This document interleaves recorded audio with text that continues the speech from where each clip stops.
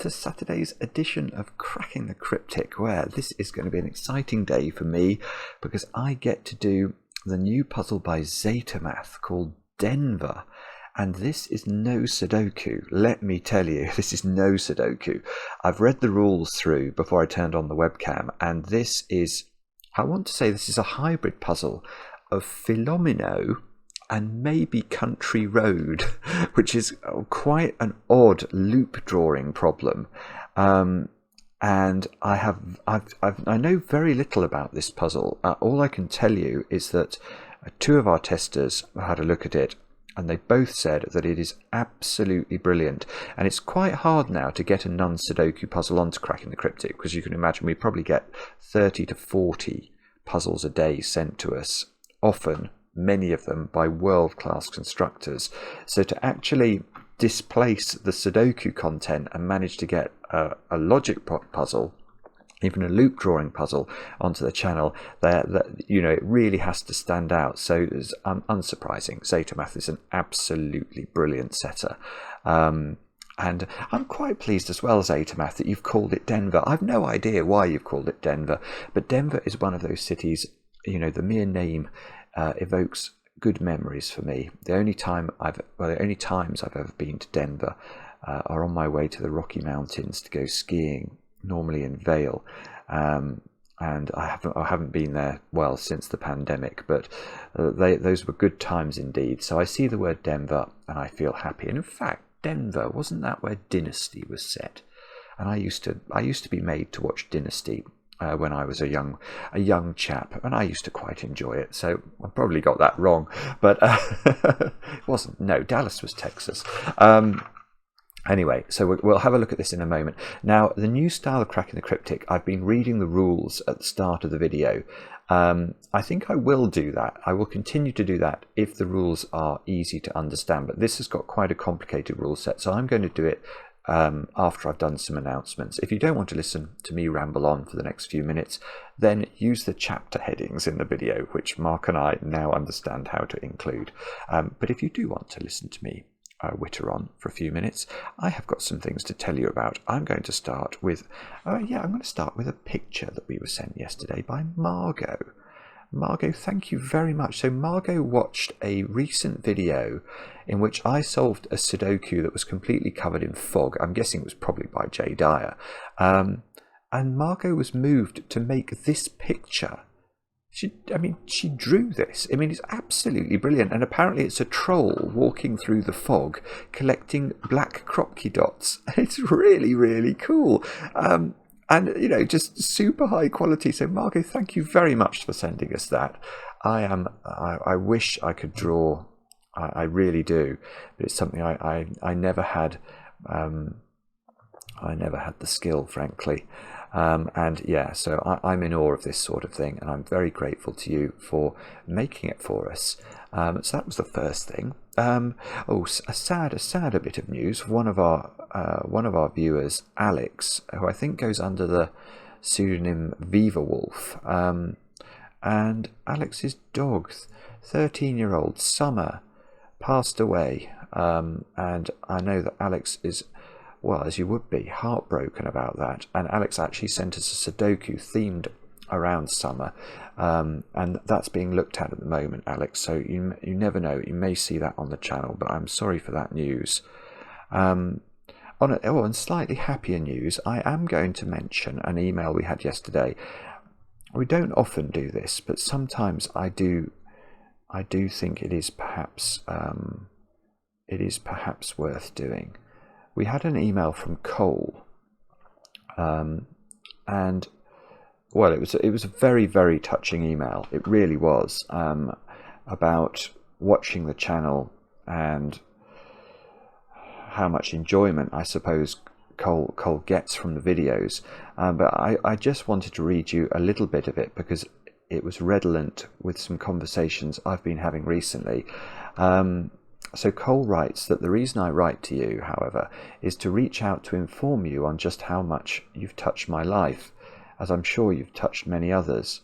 I've always found difficulty in sleeping, as it is all too common that I lie there in the early hours, turning my mind over useless worries and unnecessary anxieties. Cracking the cryptic has been an absolute godsend, although to you it may just seem like a couple of guys recording themselves solving their daily puzzle. To me, it means so much more. One problem with a clear and definite solution that you don't know at the beginning, but as you go, you find small victories to propel you forward until the moment you've found your answer. The first act, a problem arises. The second act, complications present themselves. The third act, resolution as the protagonist overcomes the trial. It is absolute art, and your care and dedication to explain the logic as best you can is inspirational.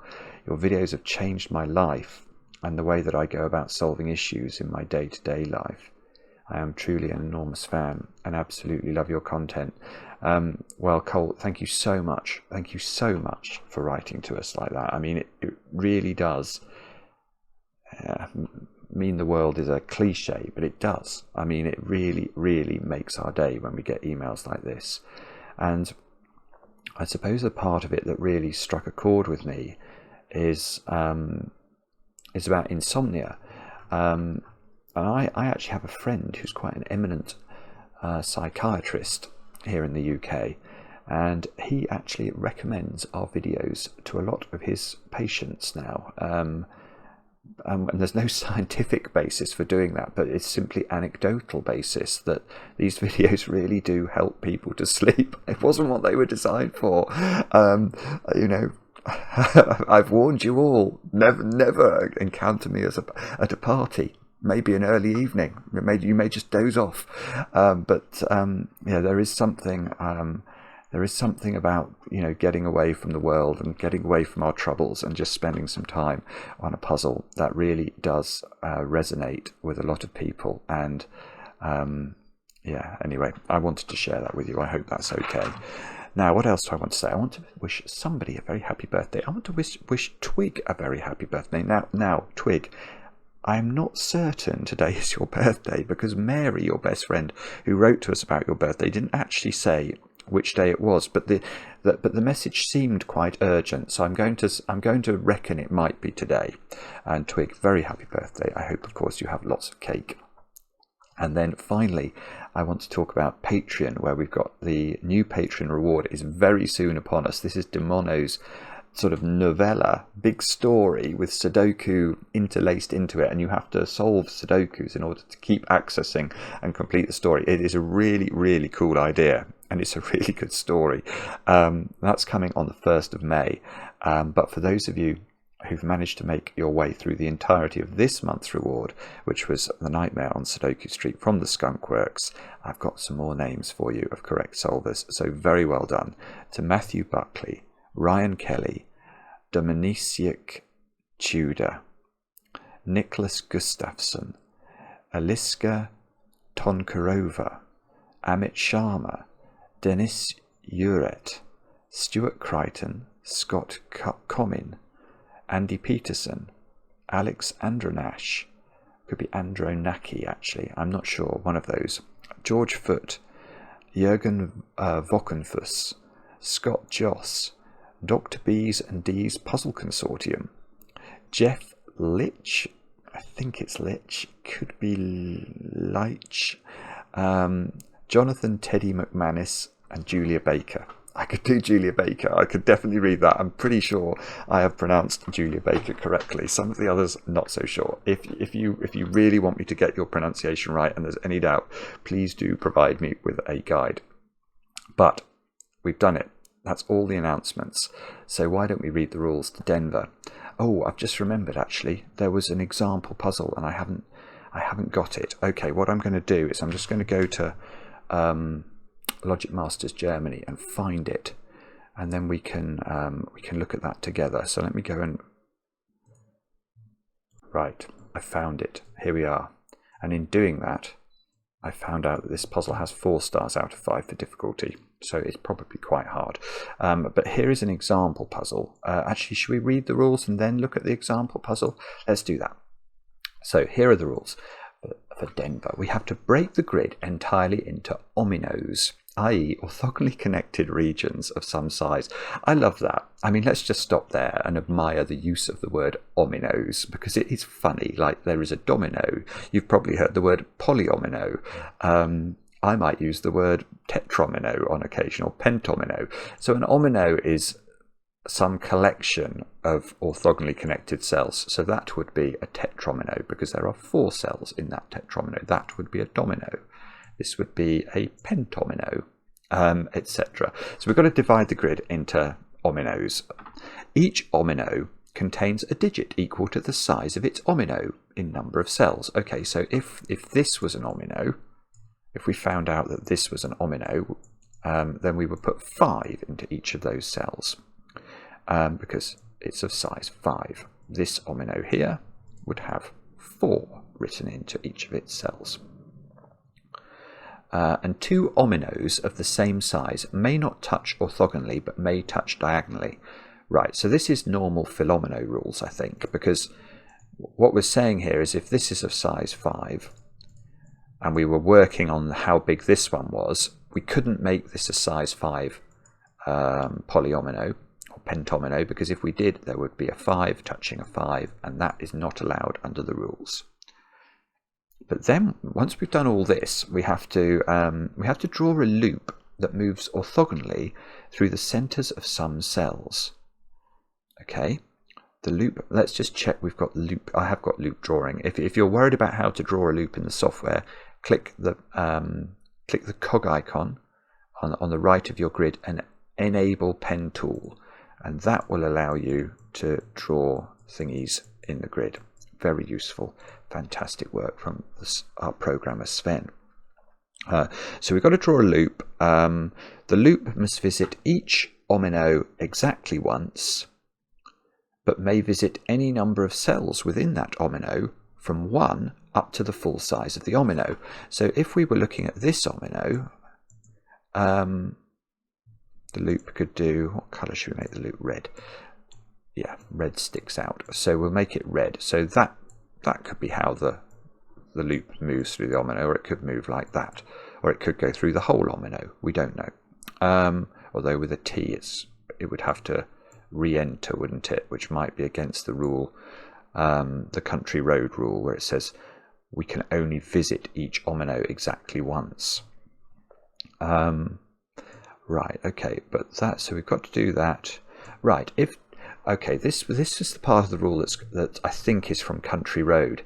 If 2 orthogonally adjacent cells are both unvisited by the loop, so let's draw the loop like this, and let's say that this cell is not visited by the loop. If 2 orthogonally adjacent cells are both unvisited by the loop, there cannot be a border between them. I see. So this is fine. These 2 cells would be fine because they are in the same omino, so there is no border between them, so they can be orthogonally adjacent. But I think this is telling us that this cell would have to be in the loop, and these 2 cells would have to be in the loop as well, because there is a border between this 5 and all 3 of these cells, and this doesn't have loop in it, so I think there has to be loop in all 3 of those orthogonal neighbours. I think that's how I read the rule. I am prepared for my reading to be overruled by my brain once we get to the solving. Right, so what are the arrows doing? That's the next question. Okay, the grid line pointed at by an arrow acts as a border between ominos. So there's a whole load of borders we're just going to be able to draw in, I think. So I think that's saying that those 2 cells have to be borders, I think. The number in the target cell, i.e. the cell the arrow points to, gives the number of cells within the omino containing the arrow that are visited by the loop. Oh, goodness me. So this is where it's going to get very confusing. So in fact, I'm just going to extend this up here. So let's draw an omino up here. I suppose it can't be a size 5 omino. Let's make it a size 6 omino. Although I think that's wrong, isn't it? Because when you've got an arrow pointing at an edge, it sort of ends the omino. So let's draw this. So what are we saying about these two cells here? Let's just go through it. The number in the target cell, well, that's 5, gives the number of cells within the omino containing the arrow that are visited by the loop. Right, so this polyomino would have to have 5 loop cells in it, is how I read that. It seems fairly straightforward. Okay, so let's go to this example puzzle, and bearing these rules in mind, let's see if we can understand how this loop has been developed. So the first thing I see is that there are no polyominoes of the same size touching one another orthogonally, and zetamath's been very kind and ensured that everything that's the same size has the same colour. So you can see that the greens are both of size 3, the purples are both of size 5, so it's very easy to see that there's nothing touching. But how does the loop work? I'm just looking at this cell here. So we've got a 4 in this cell, and that has arrows pointing at 3s, and the number in the target cell, yeah, okay, so these 3s which this 4 is pointing at is telling us how many cells in the 4 region are on the loop, and I can see there are 3 cells. There's this one, and this one that have loop in them. So that's why these arrows are able to point at a 3. Let's do another one. This 3 is pointing at a 2. So there should be 2 loop cells in this polyomino, and there are 1, 2. Yeah, I mean, that feels fairly straightforward, doesn't it? And I can see, I can think about one thing that I appreciate about that, actually, as I mull over the rules. Do have a go. The way to play, long introduction today. It's quite a complicated rule set, so forgive me for that. If you're anything like I was on this is likely to be a very long video, I'm guessing, and if you're anything like I was on a Saturday night, almost however old you are, your Saturday nights were things did I ever really look forward to them? Not often. I was never a big nightclubber or anything like that, so if somebody had made a nice movie for me to watch on a Saturday night, I'd have been very pleased about that, because yes, going out clubbing or drinking or whatever, they were never things that I was very good at. So hopefully we will scratch some itch for somebody out there if this turns out to be a magnum opus. Now, anyway, I've done the rules. Do have a go at the puzzle. The way to play is to click the link under the video as usual. But now I get to play. Let's get cracking.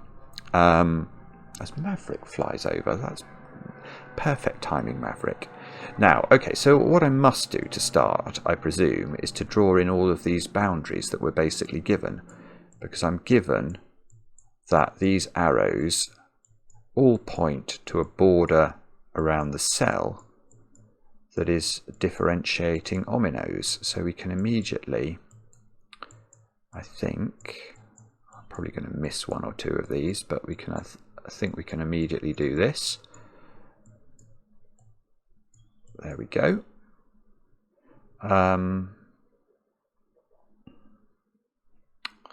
Right.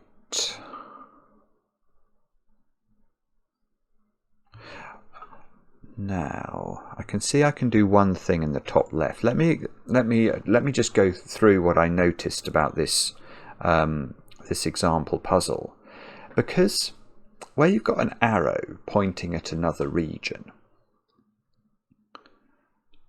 that it must always point at a smaller number, because imagine that this 3 arrow here was pointing at a 4 region.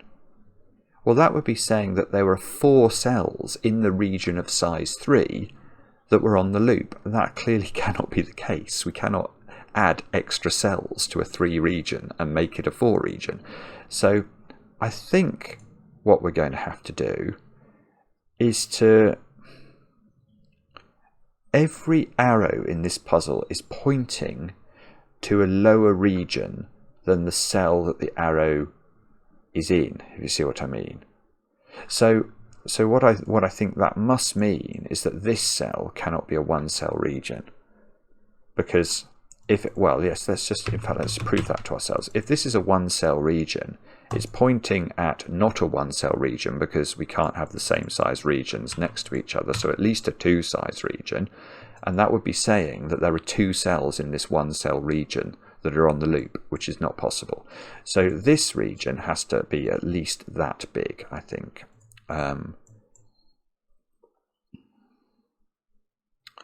Okay, but this one is also not a size 1 region, because that is pointing down here.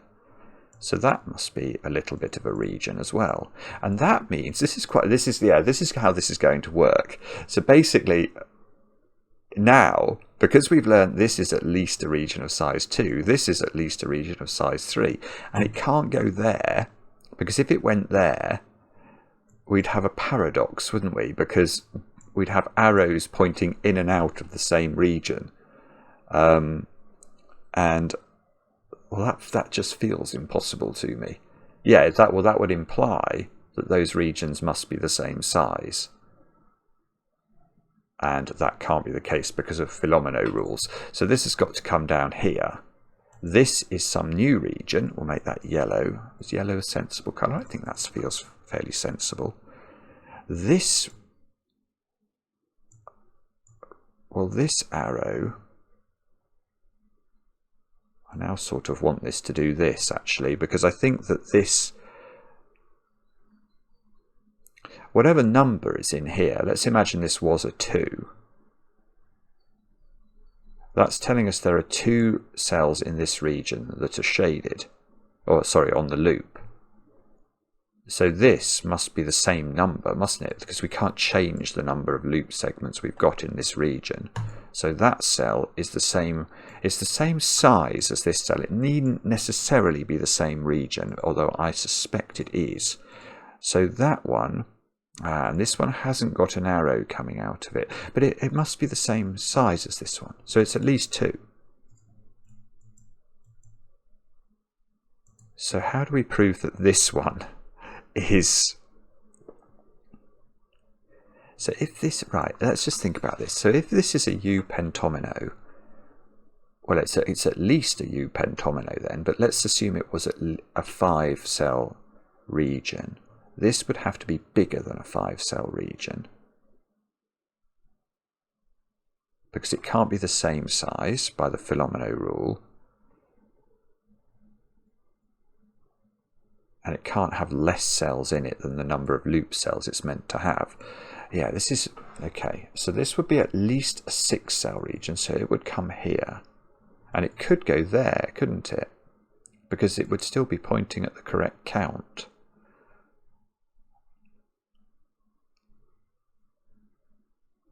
I don't know. I can see this is a new colour, but I think it isn't the case, is it, that this one and this one have to be the same size? Because if this was a 5 cell region, that could be a... Oh no, it is the same. It is the same logic. Oh, is it actually? Hang on. No, it's not necessarily. It's the if this is a U pentomino, then every arrow that points out of this U pentomino must point to a region of the same size. That is true. But if this was, say, a size 2 and this was a size, well, no, 2 I don't want to use. Let's say this was a size 3 and this was a size 3, and this is pointing at a 2. This doesn't have to point at a 2 because it's a totally different region. It might only have 1 cell on the loop. Ah, this is complicated. Okay. So what we probably have to do now, I think, is to find this must be at least 2 cells, mustn't it? Because it must escape from its region because it has an arrow pointing out. This must get out. I'm going to run out of colours very quickly here. This must get out. So this is at least a size 3 region now. I want to assume those are the same, but I'm not sure that's allowed. I don't think that is they are necessarily the same, actually. I mean, they certainly have the same number of loop cells in their omino. That doesn't necessarily mean this and this have to be the same in the same omino. They could be, but I don't think it forces it.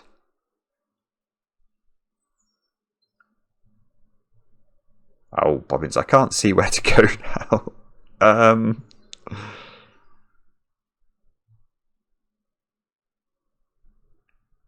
How would you set a puzzle like this? Maybe that's a sensible thing to think about.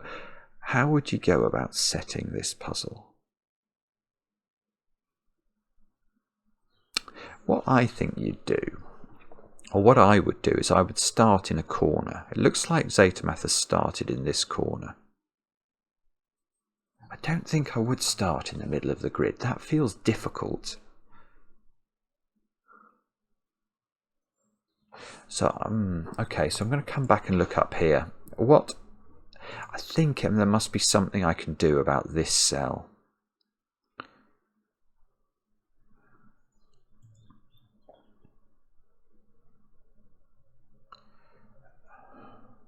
Sorry. Oh, hang on. Alright, if green is of size 2, that doesn't work. No, okay. Green is not of size 2. I can see that. Because if green is of size 2, let's just show you. If that's 2 and that's 2, what's this? And you could say, well, it's a 1. That's true, it could be a 1. But then what's this? This has got nothing to be. It can't be 1, it can't be 2, and it's trapped in. So you'd have to make this 2, but that's going to connect it to these, which are also 2. So, okay, right, so this is the trick. Although it still doesn't tell us whether... This is not 2, so it grows. It does grow. Ah, but that means this grows. I know this is at least 3, but it could be 5. But that means this has to grow, so it has to come down here. Oh, that's not helpful.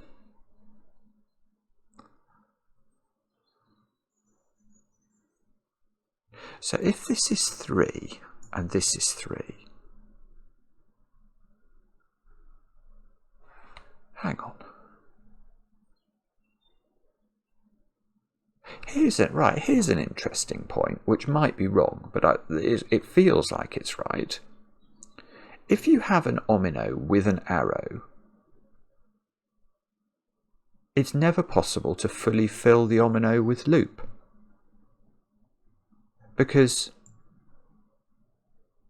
it must always be pointing at a different sized omino, and that omino it's pointing at must always have a lower number of omino cells than it does itself, which implies that there's at least one cell in every arrow containing omino that is not loop.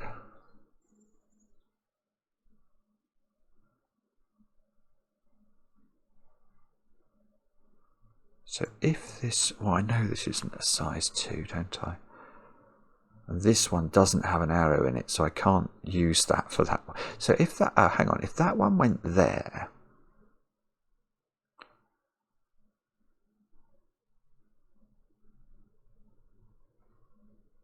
it's something to do with this cell, isn't it? It is something to do with this cell. If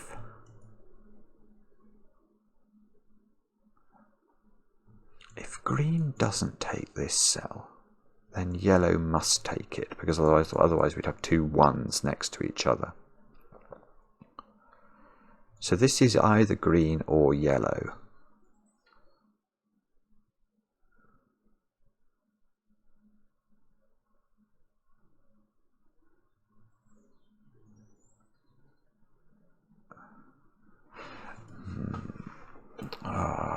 Can't quite get my head around this.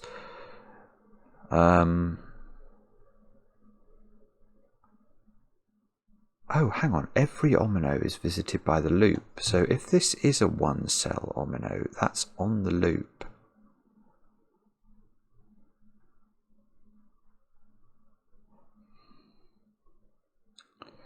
close to understanding it, but I haven't quite got it yet, I think. Let's see, if that's yellow, then this is a 2-cell omino, but it must be looking at a 1-cell omino.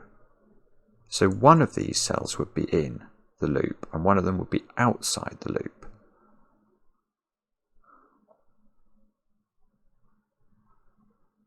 And if this was, then 2 of the cells of this omino would be on the loop. And 2 of the, no, not 2 of the cells of that omino, that's, oh, hang on.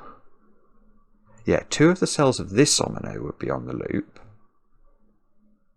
But this omino is being indexed by this one in terms of how, we know this one and this one will be the same size overall. But we don't know that this one only has two ominos on the loop. The problem with this is it's interesting, but it's all predicated off this being yellow, which it might not be. Can I prove that that's... Right, if that's green, what happens to the world? Ah, that breaks. Ah, got something at last. Right. Why does this break? These 2 cells are a problem, aren't they? Okay, so my thinking here is that green looks at 1-cell regions in this world, so these both have to be 1s because they have, we can't put a different number into these cells because because of this junction, green only has 1 loop segment in it. So these both have to look at 1s, and that's going to break Philomeno rules. That's really clever, actually. That's really clever. So this must be yellow. And we can go back to thinking about what we were doing before. Now, we know green is at least size 3 because it's looking at a size 2 region, which we can actually, let's fill the 2 in. So green is at least 3. Green is at least 3. Blue is at least 4. We already knew that.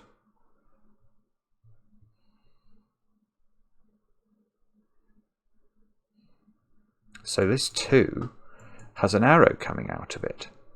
So it must see a smaller region. So that is a 1-cell region, I think. And we can border that off.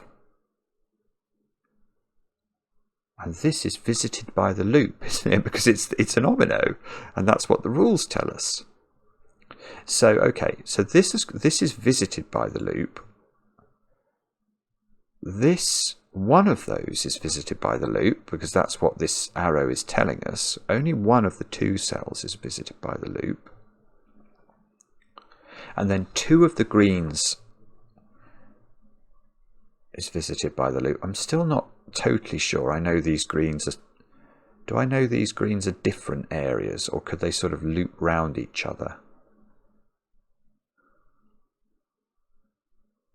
I don't know yet. I don't think I do know that. What's this? That's blue. This is blue, isn't it? Because if this was a 1-cell region, it can't have an arrow in it. So the only thing it can be is blue. So that's blue, and that makes sense because we've now got all these different arrows pointing into the same size regions. So this is now at least 5, but I don't think that means that green has to grow anymore. Green could still be 3. That just means that blue has 3 loop segments in it. It's a fascinating idea, this. I mean, again, I'm sort of... it was a bit like yesterday's puzzle. I'm really... I don't understand how constructors come up with these rules from before they've had the idea, because this is really, it's this very strange rule set, but I can see how it's really clever once you sort of start thinking about it. But why you'd come up with it before you'd had, you know, without the knowledge that this is a brilliant puzzle form, I've no clue, zetamath.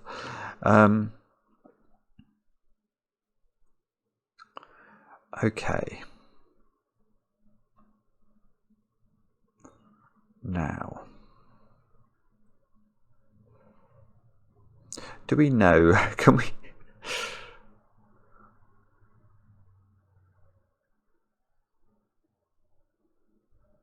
I know that 2 of the cells in this are on the loop.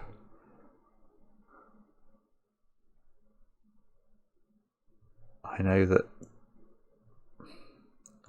if these greens did join up together, how would that work? I don't know, something like that perhaps. Or would make blue a massive region.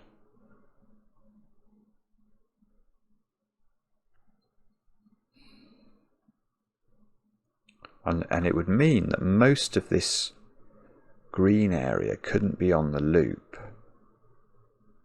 And it would mean an awful lot of the blue area would have to be on the loop, because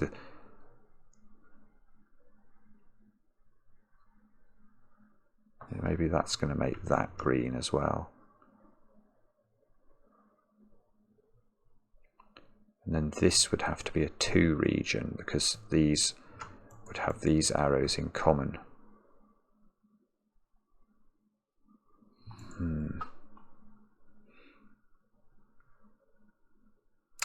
Or maybe, oh, there's that funny rule, isn't there, about if you, oh, hang on. Yeah, because only one of these cells is on the loop. One of them is not on the loop. I'm just going to think about that. Imagine this wasn't on the loop. How do I do that? Let's say that's an X. Then everything that borders it has to be on the loop. Oh, that immediately fails. Oh, that's weird. Well, that's a huge breakthrough. Right, why do I think this fails? Well, imagine this wasn't on the loop. There's a funny rule that says where you have got two adjacent cells cannot both be off the loop if they're in different ominos. So the moment we make this off the loop, these all have to be on the loop. But look what that does to the top. To get to this cell, I've got to take 3 cells in green. I'm only allowed to take 2 because of the arrow. So this is broken. It's just immediately broken. So this cell is on the loop, and this cell is off the loop. But that's going to have the same. Oh, okay. No, this doesn't break. I thought this was going to break as well, but it doesn't break because I've got to immediately make these 3 cells on the loop. But now look, this one, I can immediately duck down there and avoid taking this cell. I know this is on the loop. I still... so these are different. So now this top green region is different from the bottom region because I've achieved 3 cells altogether in the 2 green areas that are on the loop. So they can't be the same area, or we've broken the rules of the puzzle. We've broken this arrow's point, if you like. So we have to go down here. We have to go down to there. Let's maybe tidy up. I don't think we need quite so many circles. I think once we've got a loop into a cell, we don't need a circle. I'm going to leave this circle here because I don't know whether this goes this way or comes down here.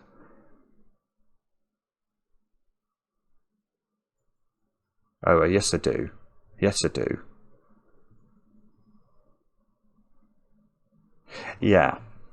Okay, so one thing I remember about Country Road is once you go into a region, you can't leave the region with the loop and then come back into the region because of this rule that says each omino is visited exactly once by the loop. So imagine we did this. If we did this, because we can't leave the green region before we pick up all of the loop cells in green that are on the loop, we have to go there. We can't go down here and then somehow do this. We've got to do that. But then, where are we going? We're going into blue, and the moment we go into blue, we're closing the loop. And all of these cells over here, which must have some loop in them, could never have loop in them, because we wouldn't be making one loop, we'd be making multiple loops. So, what that means is that this goes this way in order to not enter green. Now, okay, so that gets rid of that circle.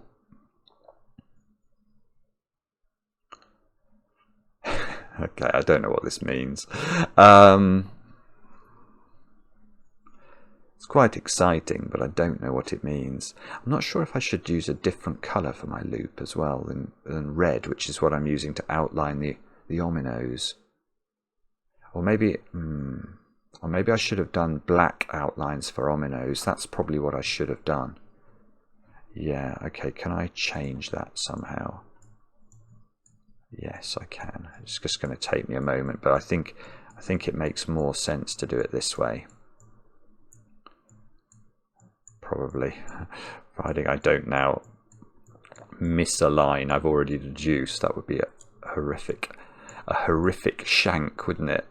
So this yeah, this looks more gentrified, doesn't it? So now we can just fix these, fix these, fix these, fix this, fix this, fix this, fix this, and fix this. There we go. Okay. Right.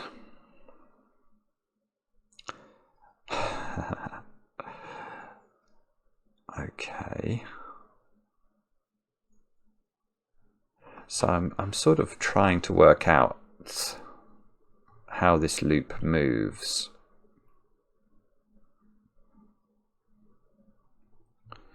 Every cell I add to green now, if green extends here, we know that this will extend, and it will force this line to take one more cell in blue. Because at the moment we've only taken 3 in blue, and that corresponds to the size of green that we have been able to justify so far. So if green is only 3 large, then we'd have to turn in here.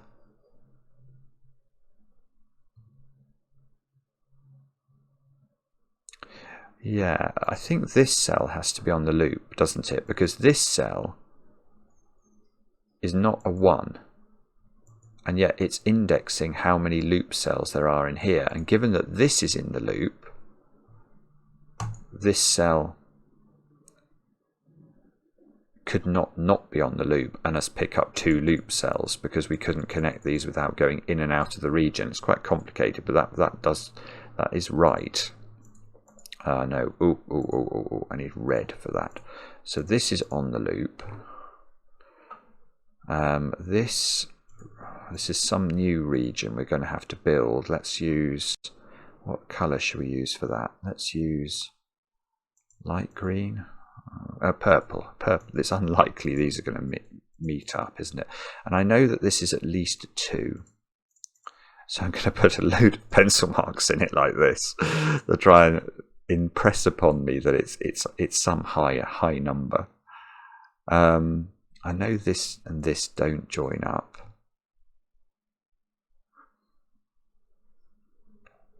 Okay.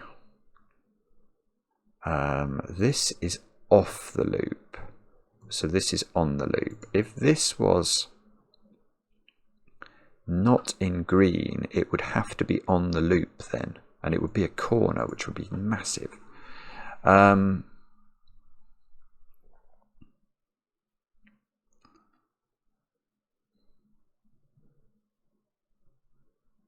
Oh, hang on. This says 2 on the loop. Oh no, you can't. It doesn't necessarily step up. This is really. It's very easy to get confused with this. For me, at least, it really is. 1, 2, 3, 4, 5. This is at least a 5. This, that's got to be a green, hasn't it? Because this is pointing up and down. So that's the same size. So the question must surely be, is this green?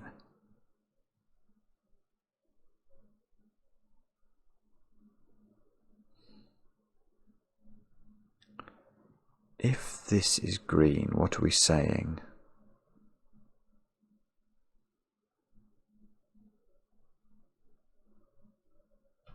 I don't think that works.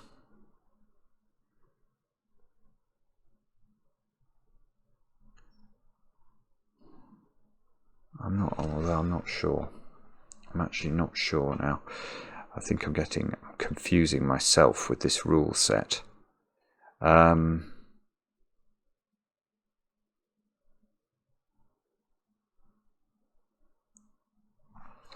how am I meant to know whether... I mean, it's the obvious question, isn't it? Is this green? Now, if it is green, let's just think about that. We're saying that then this... We're saying green is at least 5, so green would come here. But then we're saying that blue can't be only 5, so this would be blue. We're saying that blue needs to take 5 cells at least of loop.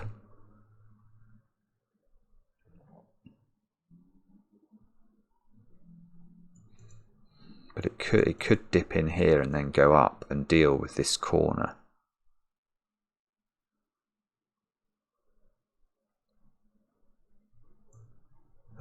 That might work. I can't disprove. I don't think I can disprove that. Although it does feel like this is a key cell, doesn't it, to sort of figure out what's going on. Is there some reason this can't be a size 5 region? I don't know. Or is there some reason that if this is 3... If this is 3 and this is 3, this has to be a 2, doesn't it? Because it can't be a 1, and I know those two are both loop. So then this would be an X, and this would be a passageway.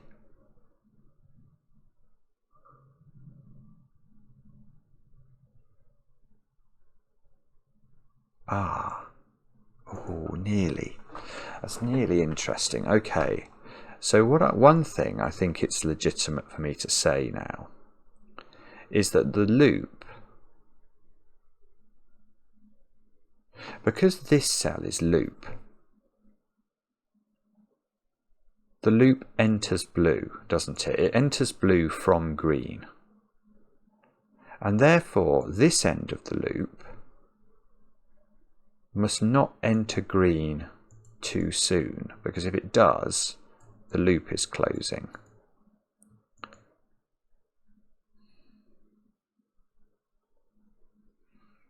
That definitely feels like that's sensible. But I don't know. I think this is all sort of in the conjecture, in the sort of theoretical world where green is of size 3. Because if green is of size 3,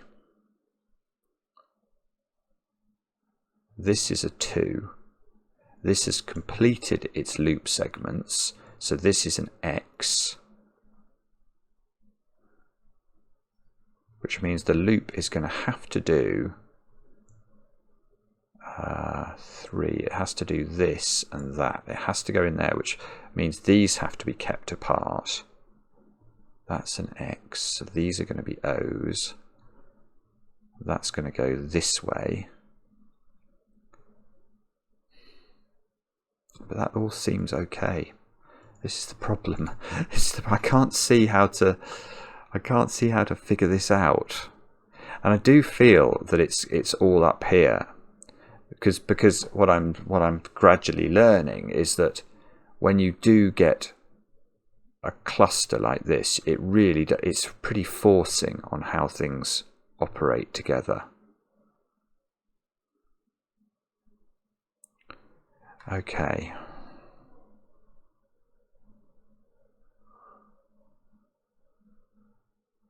I mean, I would love to know. Can I know this sees 2. This sees 3. If this extends at all, the loop extends down. But this loop, however it moves, this is always a loop end which must go into blue. So the possible sizes of green are 3 and 5, aren't they? Either because this can't just be the end of the loop either goes that way or that way. And you can see from the loop there, so the size of green, we've even worked out, it's either a 3 or a 5. Oh, come on. I mean, there's going to be an obvious reason why it's one of those. I think, what do I think it's going to be? I think this is going to be green. That feels like where zetamath wants this to go to me. And that would push these out. It would make both of those x's, wouldn't it? Which would mean this would be a loop corner, which would feel quite powerful. These would both be green x's. So these, all of these cells would be on the loop.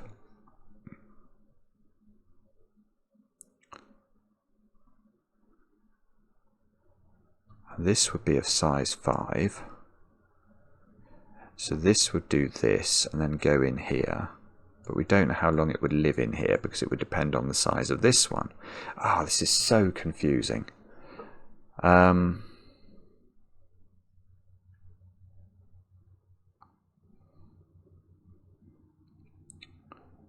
Do we know that this goes from...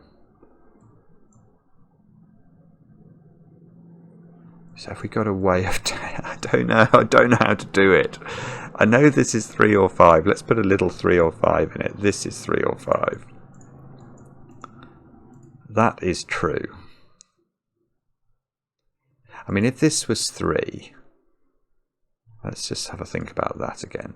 This would have to come in here. It would have to do this. This would have to be a 2. So this would have to be an X. Oh, that doesn't work. I'd have to go back into to blue again. Wow. Okay. I mean, I didn't see that quickly at all, but you'll have to forgive me. Okay, so what I've just learned is that if green is of size 3, I can't spend any more time than 3 loop segments in blue, so I have to exit it. But then, because we always have to step down in terms of size, this therefore would have to be a 2-cell region, because it must be lower than a 3-cell region and it can't be a 1-cell region. So these 2 cells are the only 2 cells in green that are allowed to be on the loop, which makes this an X, but then we know that border here must put a loop segment back in blue, but the only way of getting to this would be to re-enter blue, and then I'd enter an omino twice, which is against that rule, so this doesn't work. And that might be the little breakthrough that we need, because that means that actually this is a 5 region, this is a 5 region, and that means we have to spend 5's worth of time in here, because we know that this is a loop end, so we have to then go up, we have to go right. Well, we don't, okay, we don't know. Well, what we now know is this isn't 5 or 6. Whoopsie. So this is 2, 3 or 4. What do I think it's going to be? I don't know, actually. Oh, my phone's buzzing. That's fine. So, now this can't be of size 5 because that would put 2 5s next to each other. So that's got to be blue.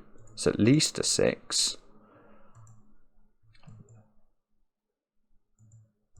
So, and we know this is of size 5, but we don't, I mean, it's going to join here, isn't it? That's what I feel is going to happen. I realise that's not the same as being able to finish. Hang on, that's on the loop. If this isn't on the loop, that's on the loop, and I know that can't be on the loop without re-entering blue. Wow. Wow. So that's on the loop, and I've got to stay in green. Oh, no, that assumes... Well, no, that's wrong. It's true to say that this is on the loop. That is definitely true. But because I don't know whether this is green or not, this could be a different region than this one. I mean, I bet it's not, but that's an X for sure. Oh, let's go back to the top then. This region is a size 5, so I can fill it in. Right. Okay, that might do some damage. Let's use the black outline to fill that in. now I can see that this is a 1, 2, 3 or 4 region. No, it's not a 1 because this already... Oh, in fact, it is a 2 region because this had two cells on the loop. Ah, yeah, look, this is going to do magic for us. Look, boom, boom. Those are both off the loop, so everything that touches these is on the loop. Now this one has to be a 2 because that's how many cells are on the loop in this green. This is a corner of the loop, so the loop does that.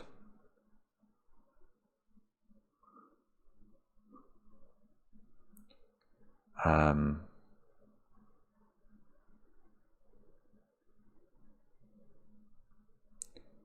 now I'm worried I've broken the puzzle.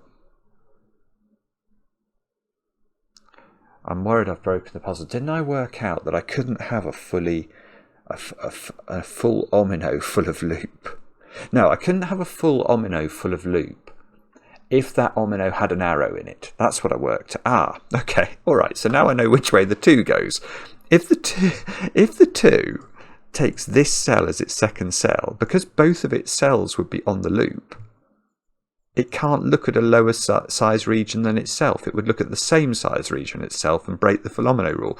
So this is not part of the 2, which means I can draw this boundary in and that boundary, and therefore this works now because this doesn't have an arrow in it. And I'll make it yellow because that's consistent with this one.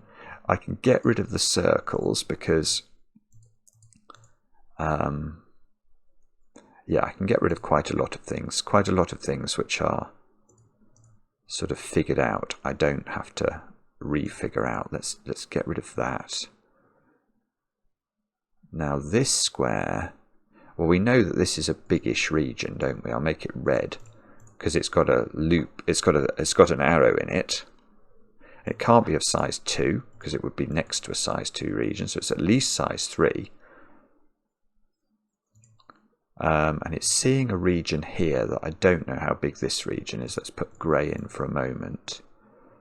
Now that could perhaps be a 1 cell. No, yes, it could be a 1 cell region if this just goes straight through.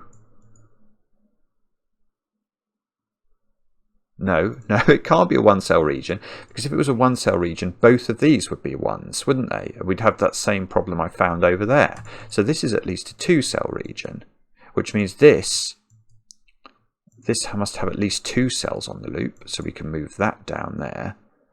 Probably was a bad idea to use a red when there's... Yeah, it probably is a bad idea to make this red. I'll make it purple, just so we can see the red loop meandering its way through it. Right, I mustn't close the loop here, so I've got to extend that down.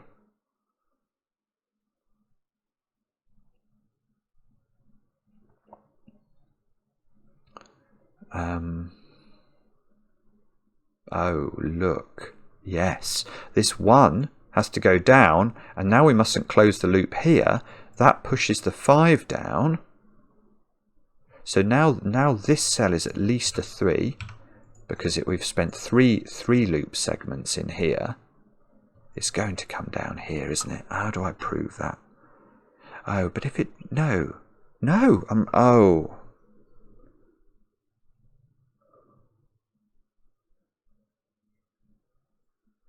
No, it doesn't come down there. It definitely doesn't. And this is to do with this stuff about you can't have... If this is green, the whole of this region is on the loop, because this is on the loop, because it's next to a cell that's not on the loop in a different omino. And that's going to mean that this, which does have an arrow pointing out of it, needs to see a 5 cell region, which it can't. So this is not, this is a different thing. That's a deduction that's been available for a while, but that's massive, because now look what this is going to do. So now this region has to come down here. I don't know where it goes. This is some new region. So the 5 comes across here. This thing has to come in here. And it's at least a 3, so it goes down there. So we've now got a W pentomino of 5liness, which we can do something with. We can fence it off. And if, and actually, no, I was about to say something that was absolutely gibbering, which was that this region must be the same size as this region, but there is no earthly reason for that to be true. This is a 3 or a 4, isn't it? Now that's apparently on the loop. Why is that? Oh, that's on the loop because of this, and that's on the loop. So we've got to stay. We've got to keep in this one. There's no arrow coming out of this one though. So this region, which is looking into a region of size 3 or 4, is at least a 4 region. So this is 4, 5, 6, 7, 8, 9 type region. Which we should give this its own colour. We could make this blue again. Now this is a corner of the loop, I've just noticed. So we can do that. So that means that, oh, right. Yeah, okay. We also know that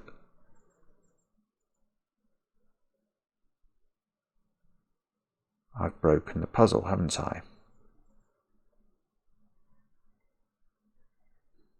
Have I broken the puzzle? No, I haven't broken. Oh, I keep getting this rule. This rule about 5s is horrible. And how long they have to stay. Yeah, okay. I suddenly worried that this had an arrow coming out of it, which meant that it couldn't have all 5 cells of it on the loop. It's true, it can't have all 5 cells of it on the loop, but it doesn't need to just because of this region here, which is currently of size 6. I know that it's good enough for it to just see a 5-cell region. Okay, that's fine. All right, so this, here's a bit of logic. This is a 3 or a 4 region, so that cell can never be on the loop in this region, because that would imply that all 5 of these cells are on the loop. So that's off the loop, which means everything orthogonal to it in a different region is in the loop.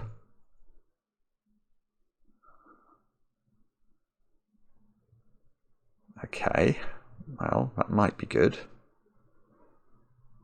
I'd like to know if this region grew at all. That would be very helpful. Well, it must grow at all. No. There's no arrow pointing into it. I was about to say this. I tell you what, zetamath, you have picked an absolutely devious rule set here. This is it's very hard to keep track of all of these rules. And they all lock together in like particularly intricate ways. Now, how long have I had? An hour? I'm not surprised. It's flown by. But okay, what does this mean? I'd love to know. Okay. Do we know? This one hasn't got any arrows coming out of it yet, has it?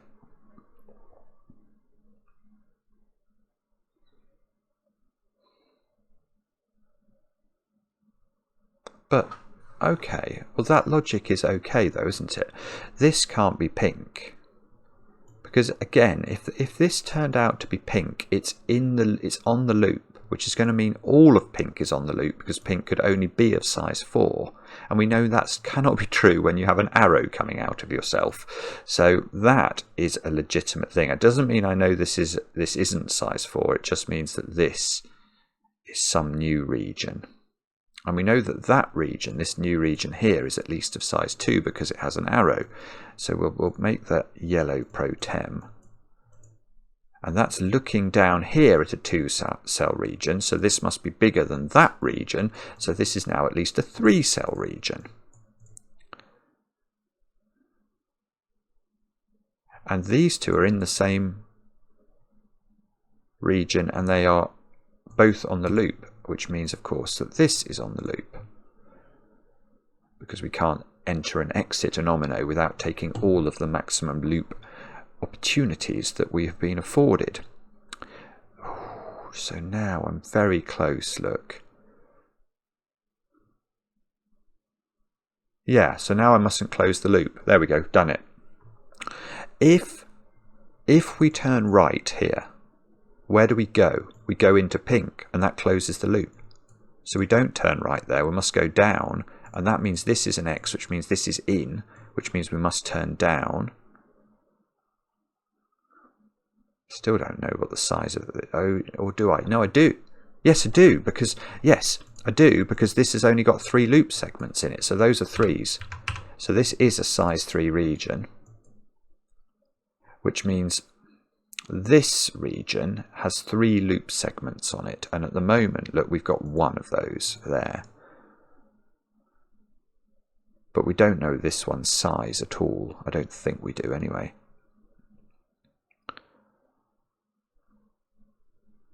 Alright, so I've gone off on a little plan down here. I don't know if I know what... I mean, it feels like this is a region of size 1 to me, but I don't think I'm justified in just assuming that to be the case.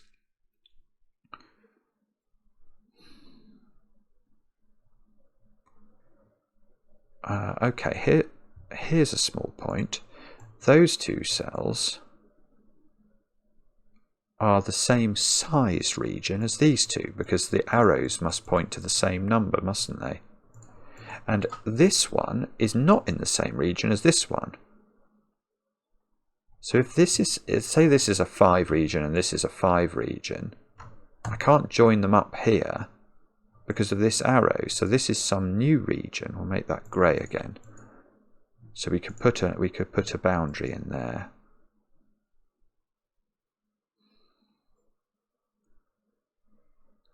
Okay. Oh, here's a beautiful point. Right, this can't be a size 3 region. It's already touching a size 3 region, so this has got to grow, which means it goes there. Which means now it can't be a size 5 region, which I don't think it ever could be. But that means this 5 needs to go down here. It doesn't go there, so it goes there. That finishes the 5 region off. It means that this top region is a 6 region after all of this. This must now be on the loop because it's next to a cell that's... it's next to a cell that is most certainly not on the loop and is in a different omino to itself. I haven't thought about this cell yet and whether or not that cell could be yellow. I am going to think about that, don't worry. But look, now I have to go there apparently. Oh, the loop can't end, so I must turn down. And this one, look, does have an arrow coming out of it. So we can't take all the cells in this omino, or we'd have the problem that we first identified. So this has got to be an X. We might be about to get a visit from a small person. But let's carry on for the moment. Okay, so now this cell is some new colour. And it is a 4. No, it's a 4. It is a 4. Yeah, it must be a 4. I've got 4 loop segments. Slowly this is percolating into my brain, isn't it? So that's a 4. Let's now get rid of some circles that we don't need anymore.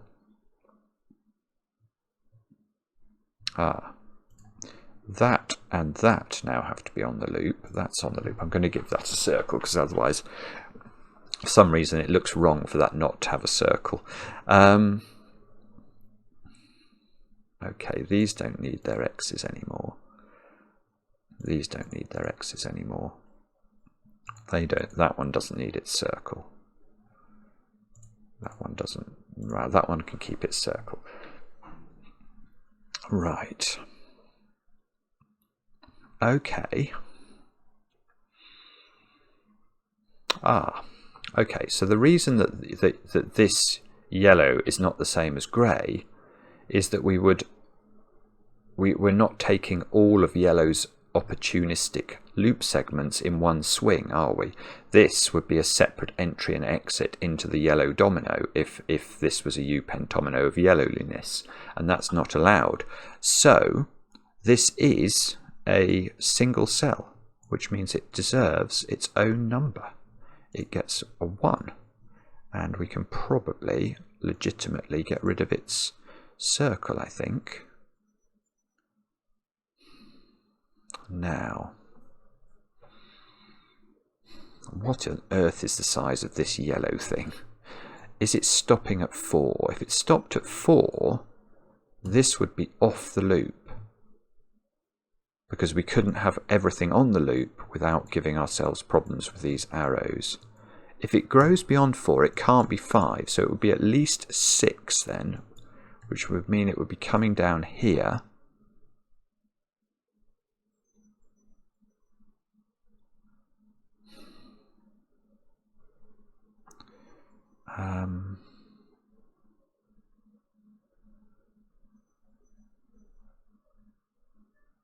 I've got to join these up, don't I?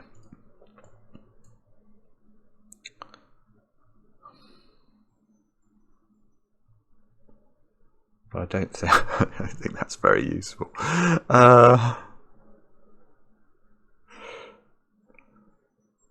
Okay. Oh, I've not put a 5 in there. I don't know why not, but that deserves a 5.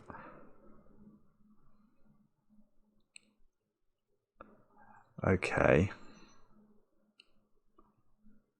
What do you think? Do you think we go up here, or do you think we stay down here? I think I might look up here, because I'm not sure how to do this bit. Nothing is occurring to me, and that is not. It's not feeling like I'm not feeling very inspirational in the southwest. So let's have a look at the northeast and see if we can find some inspiration there. What on earth are we meant to do? So this cell is at least a size 2 region, isn't it? But I don't know whether it goes that way or that way, because it has an arrow. What's this cell? Is this part of grey or not?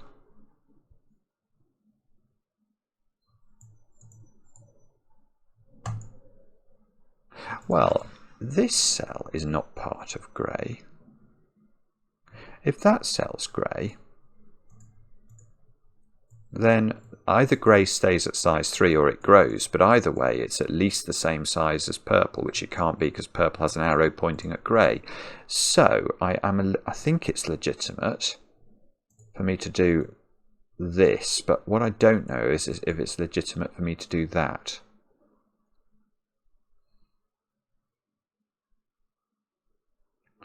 I'm afraid I don't know the answer to that. So, but I can see it's going to have quite some implications. If this stops now, then I've got to get out of dodge here, because I'm only allowed to spend two thingy things. So this would be an X. This, oh, that's beautiful. It doesn't work. Right. How am I meant to see that? How is one meant to see these things quickly? I don't know. But the critical thing is, if this is an X, let me just make it an X. I'll make it a black X to show you.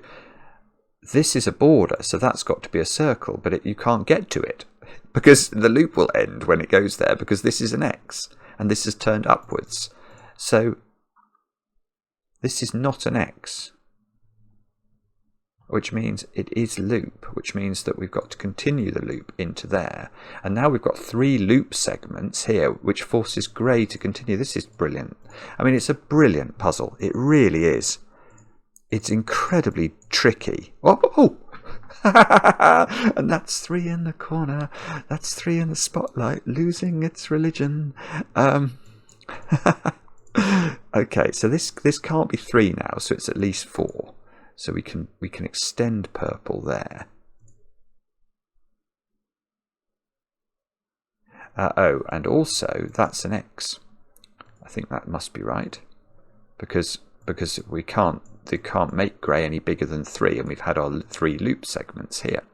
So we must move out of that. We make this an X, which means this is. Oh, and I've broken it. Oh no, I haven't. I've just spotted right. That logic was all correct until I moved this down. It's true to say that this is an X, But it's also true to say that makes this a circle, which means I must go up and round the corner, look. Aha! Right. Okay. It's jolly exciting.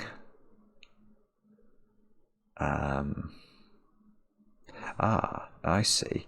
Right. And this has got 3 loop segments on it and 2 arrows pointing to these cells. So these 2 must be in regions of size 3. I've not done such a splendid job as zetamath did in keeping all my colours the same for the same sized regions. But it's a much harder thing to do when you don't know what the solution is at the start. Do I know? Right, I do know that they're different from this then. So, so this one has to come down there. That might be important. So that's a legitimate thingy. Do I know that this is the same as this? Is quite an interesting question. Oh, this... Right, because I know this doesn't turn right, but is looking into a 3. This has got to have 3 loop segments on it. So this has got to go down here. Now, I don't know whether it goes that way or that way. It depends whether or not blue and orange are the same colour. But I do know it needs 1 more exactly.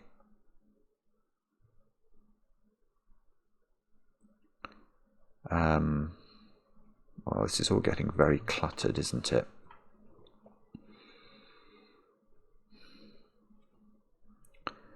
And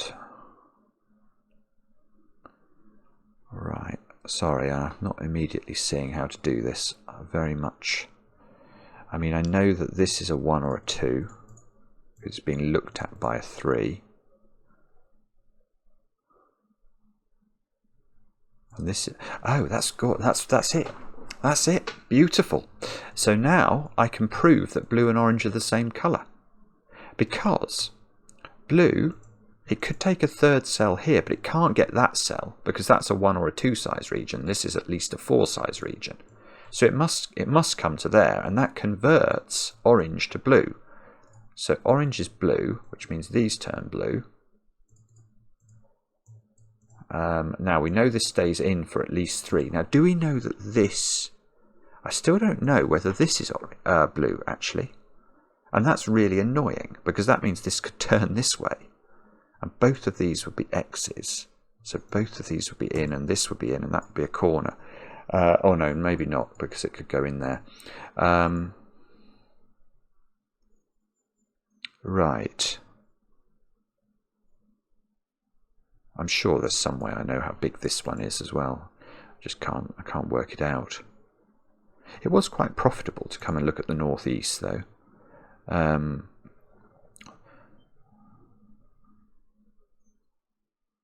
Right.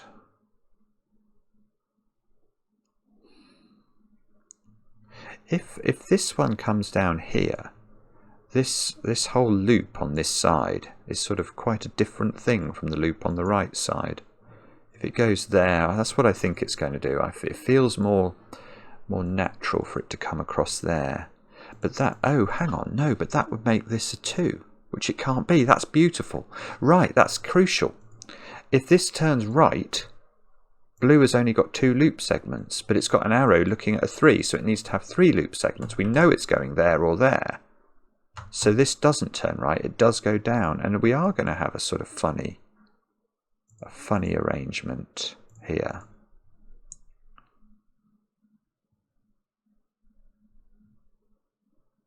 Yeah, I see. Oh, the way this interacts is quite magnificent. It's complicated, but it's magnificent. Right. This is now at least a size 4 region. It has arrows. So that means I need 4 loop segments in this one, at least, which means that comes across. But we know, because there are arrows pointing out of this, we can't fully occupy it with loop. So we have to extend it, which means it comes down there. Now that one we know is the same size as this one, so that one now comes down here. This, hang on, we've still got a problem here, because the loop has stayed in yellow and yet cannot fully occupy yellow.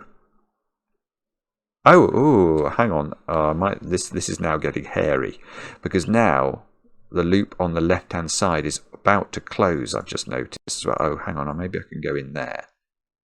Oh, and then extend yellow down. That might be sensible. Yeah, but that's got to turn down. No, hang on, I'm talking about the loop. Yeah, the loop must extend down. I don't know if that means that this... Well, yeah, okay. This is a part of a 4 region, and this is at least a 5 region now. So these are not the same. So this needs its own colour. We'll make it purple. Now yellow, I know, comes down here because it can't be fully occupied with the loop. What I don't know is whether this turns now. I don't think I do anyway. 2, 3, 4, 5, 6. This is at least a 6 region. Purple must come down. This one hasn't got any arrows coming out of it, so we don't know yet what it does. Except one thing we do know is it doesn't turn into yellow. Because if it turns into yellow, the loop closes. So this must continue down.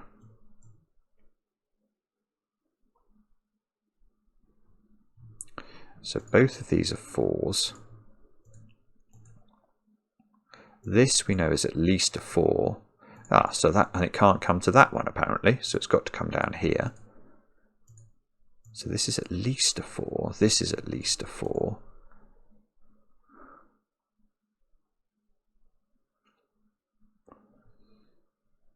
And somewhere along yellow there needs to be an unoccupied cell.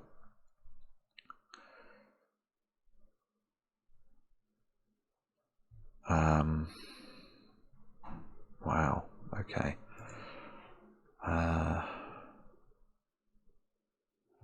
And if we do turn this one across,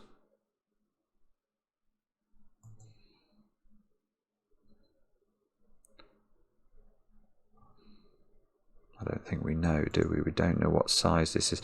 I suppose we know those two are the same size. That's a fair point, because the 2 arrows pointing out of blue. These two are the same, but they could both be 1s, couldn't they? I think, but they probably can't for some other reason that I've neglected to focus on. But I think, oh no, I see. Look, oh, this is all iterative. Now I've got 5 loop segments along yellow. Well, that means that blue and this blue have to be at least 5 large.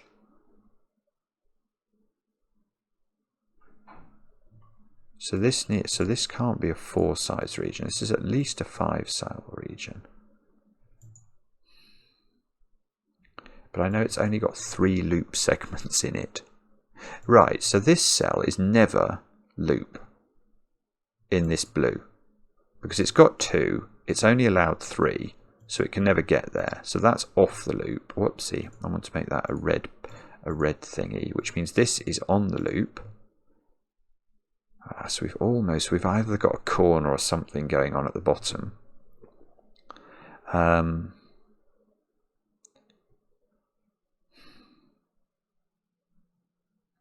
Oh, it's close, isn't it? This has got to extend again.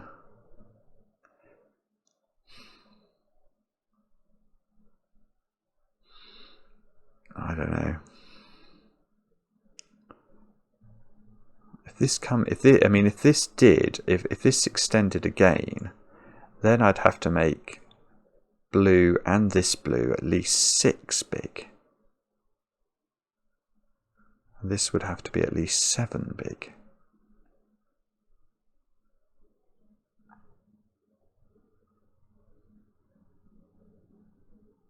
Oh, hang on, is this on the loop? That's what that seems to... Sorry, that's obvious. That's a corner now. I hadn't appreciated that.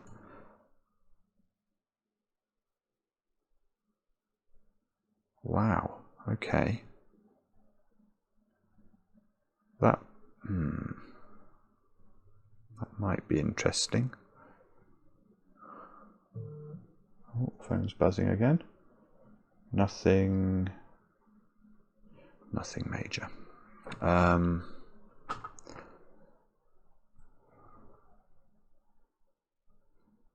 Okay.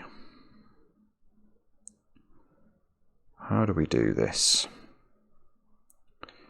I feel I'm about at this point again where I'm totally sort of blocked. I can't quite get it in my head how this works now. No,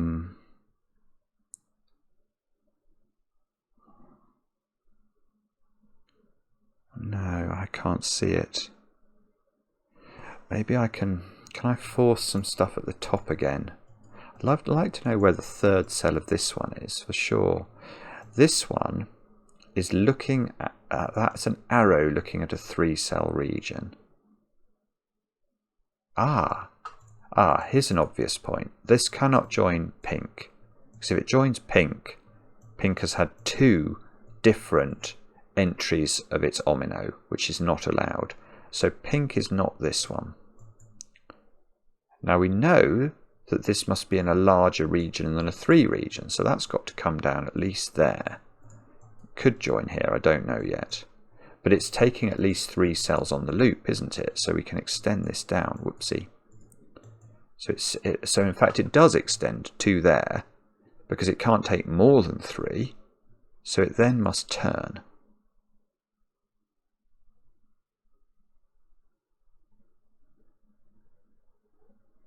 But we know, but if it, no, that's it, that's beautiful. Okay, so bear with me here. This can only take 3 on the loop. So if this was green, it would take 4 on the loop. So this cannot be green. So we have to do this movement. But if we do that movement, we can't lock this out at size 3. It'll be 2 3s next to each other. So it must extend, and therefore it comes into purple. So these 2 cells are in fact green. And that means these 2 cells are both X's. And that means that at least those 2 cells are loop, and that's a corner. I don't know how big this one is. I don't think I do anyway. I do, but of course, this green and this green must be looking at the same size region, and that gives me this region. That finishes my 3 region, which is something I was worried about. So this top one here, in the end, was a 4 region. So this can just be a 5 region. We don't know yet. This is a 1 or a 2 region. I've got to have some loop in this 3 region, actually. I'm going to need to be a bit thoughtful about that. And it can't be entirely loop either. Okay. So I sort of feel like we're wiggling. We're sort of doing this or this in this one. Can't take both ends of it. So I feel like we have to take the middle one, because we can't only take 1 cell in that 3 region. That I can see relatively easily.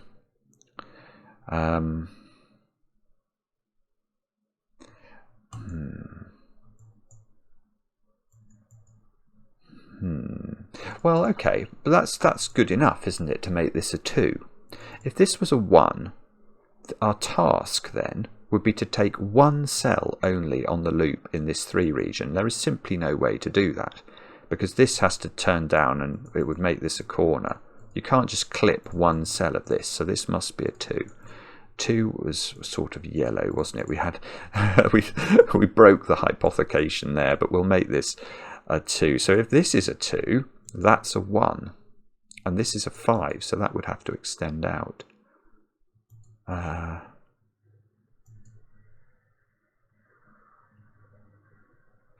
Okay, but we're only allowed to take 3. If that's a 2, we have to. That feels impossible. That definitely feels impossible. It feels very difficult for me to believe this is a 2. Because then that would have to be a 1. We have to take 3 cells in this. So we'd have to do this. Let's just do that. But we have to enter the 2 omino. And we're only allowed to take 1 cell off it. So we'd have to do that and the loop would close. So that doesn't work.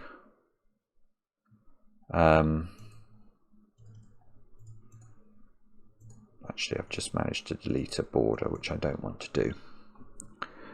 So okay, so we've just learnt that the 2 doesn't go there, but we haven't learnt.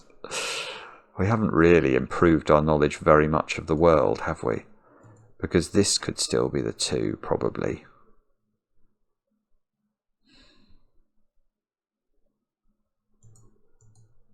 Or this could be some new sized region.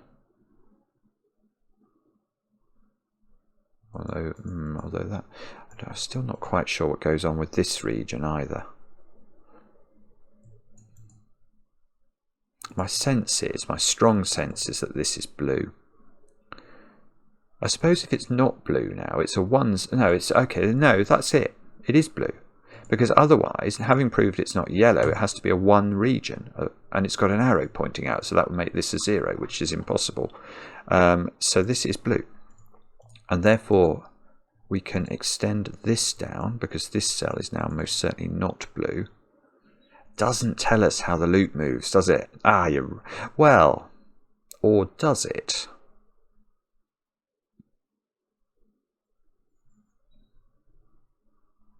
No, it doesn't.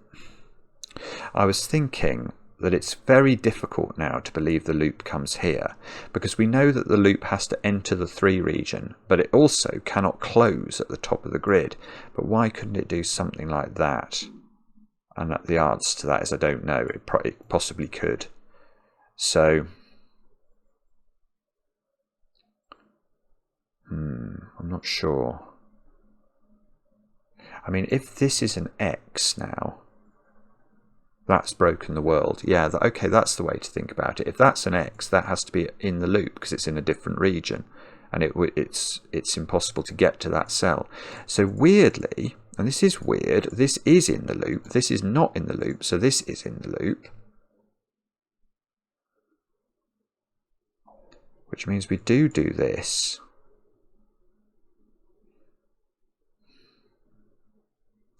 And now in order to not close the loop, there's a loop segment that's going to have to come rising through here, but I don't know whether it attaches to this side or this side. It's probably this side, I think, so that this can come down. No, not necessarily, actually. I don't know. But one thing we do know is that there's now this cell has become a 3. And that therefore gets pinkified because it must be the same count as this.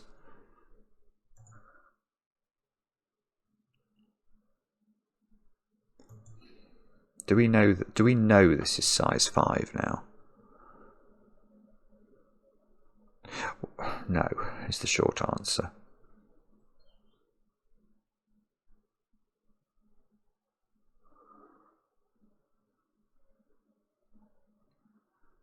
We do know this has to grow.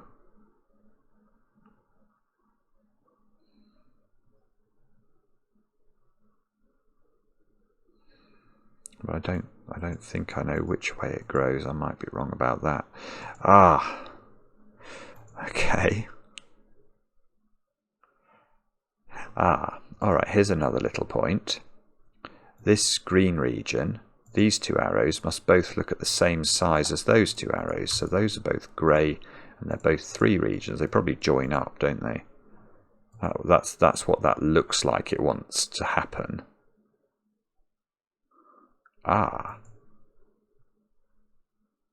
Well, here's a small point. This one can't go there because however this grows, it will then connect to there. So this one is a bit penned in. It's got to do that.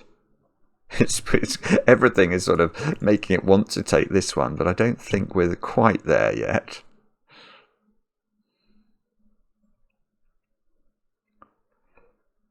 It could be entirely loop, couldn't it? Because there's no arrows coming out of it if it did join up.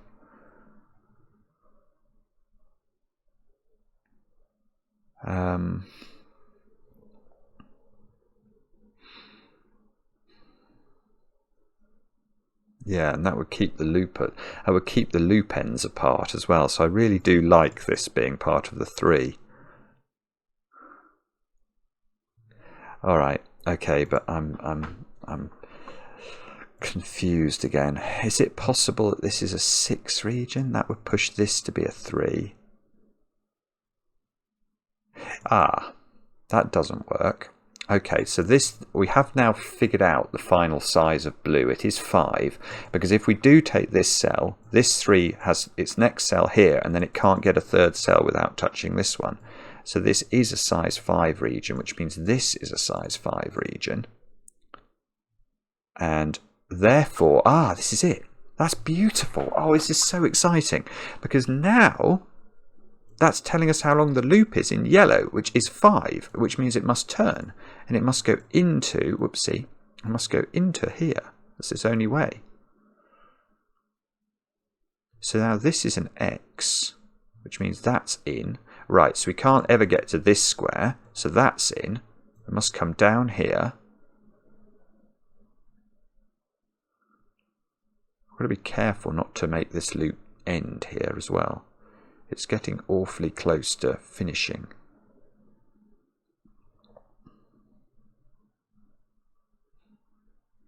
Okay.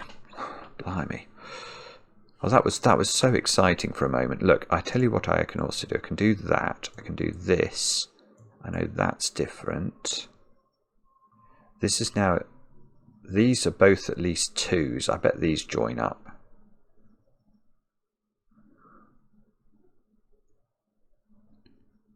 I don't think I know whether this now turns or not, or continues down here. It does one of those things.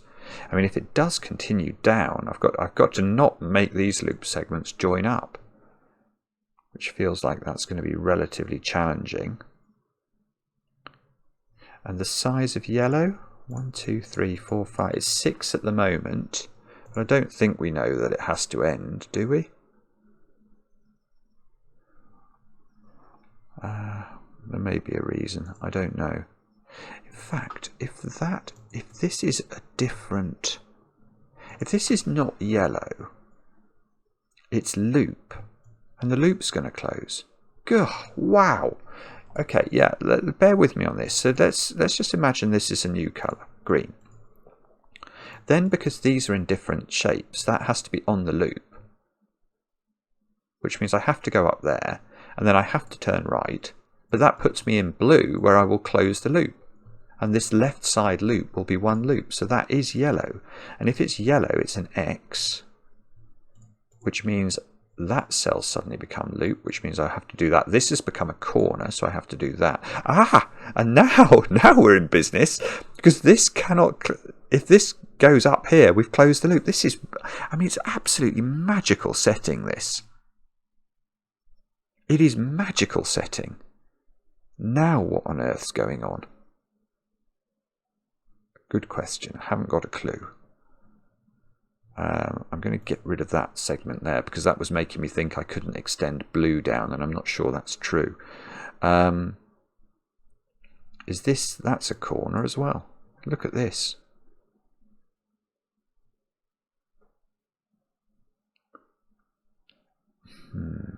Okay.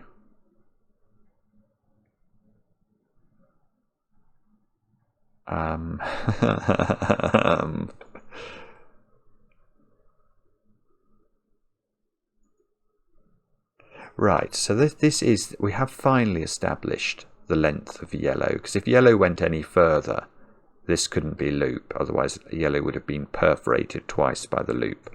So we are now allowed, I think, to draw in the borders of yellow. We have finally established those. Now, what's going on with purple? Purple might be able to go here. I suppose, if purple goes here, that has to be a 2 region. There's no arrows down here to prevent these things. I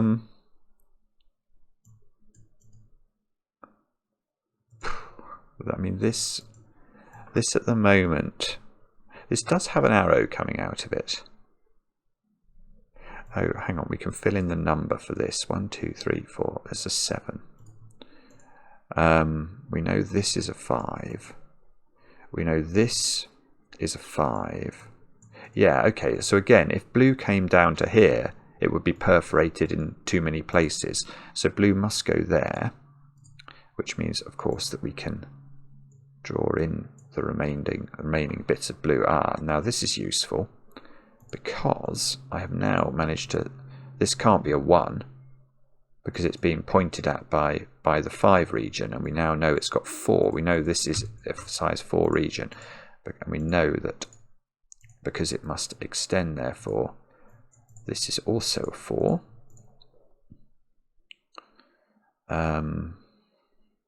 So this is loop. There's no arrows coming out of this. Well, unless it comes down to that one, in which case that would be fine because this wouldn't be on the loop. Wow. But this cell and this cell is now on the loop, I've suddenly noticed, because it's next to a cell that's not in its thingy.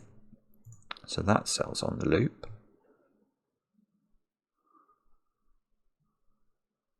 We can do some tidying up. Let's do the tidying up to make ourselves feel like we're making progress again. Get rid of some of these circles. Yeah, we can get rid of these. Actually, I'm going to keep that one. Actually, I'm going to keep those two. That feels like it's sort of in an area of the grid where I need to be a bit diligent. Get rid of that one. Get rid of that one. That's it. This was useful because I've suddenly realised this is an X, which means it must be next to loop, and that means that's a corner. And that tells me how this all moves. That's been available for ages. You've been shouting at me about that, haven't you? Sorry, I didn't see it, obviously. Okay, well that's great. Is it great or not? It might be great. Yes. Yes, it is great, because now I know how the 2 works. If the 2 took this one, it's perfect. It's entered and exited too many times, so the yellow must take that one. That's the 2. That pushes the 3 down. So let's do these pentominos. This is going to have to be a 1. That cell. It has to be, because it can't be a 2, and it can't be a 3, and there's not enough room for it to be anything else. So that is a 1, which means it's its own region. What's colour we were making ones grey. Such a shank. I'll make this one. What colour? I'll make it orange as a special treat. So that could be the 3 now. Or it could be part of this one. Oh, it depends whether these join up, doesn't it? But this is now orange. So, and that can't go there. Ha! That's lovely. So it must come down there. And therefore we can do some more colouring in. Purple goes here. This becomes a 3. The whole of that is loop, which is fine in this one instance because we don't have any arrows coming out of the 3 to break that possibility. So I'm just trying to figure out how the loop's moving. Yeah, it's fine at the moment. It hasn't broken itself yet. Okay, and now this cell, which could come up here for sure, but it's going to have to take this cell because it can't take this cell. And that means once it takes this cell, that cell has to be a 3. And therefore that completes this region, which means that needs to be green in order to be anything at all. It can't be 1, 2, or 3. So this region became a 6 region. Let's paint that in. That region is a region, and that's a 3 region, so this becomes a grey. And this, alright, what's going on with the loop now?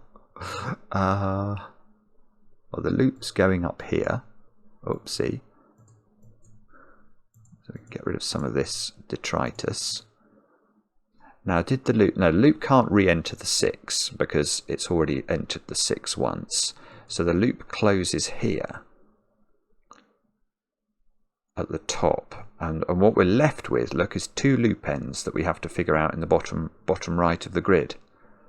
And we're also left with a conundrum about this cell.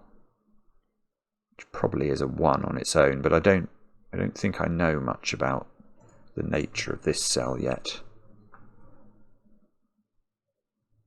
Okay, but that's really exciting, and now I think it's legitimate to get rid of some of these x's, because we do seem to have completed the logic so far as we can in those parts of the grid.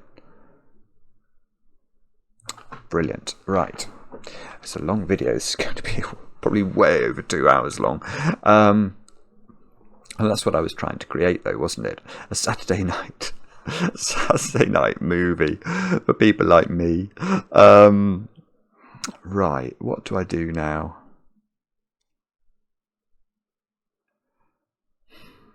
Do I know where this 4 goes? Don't think so.